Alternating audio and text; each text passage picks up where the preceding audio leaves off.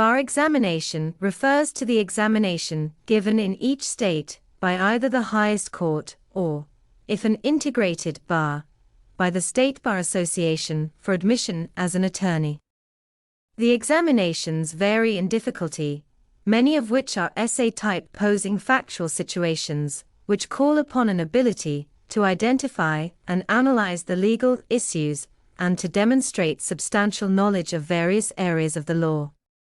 Usually there are some multiple choice, or true and false questions, depending on the state.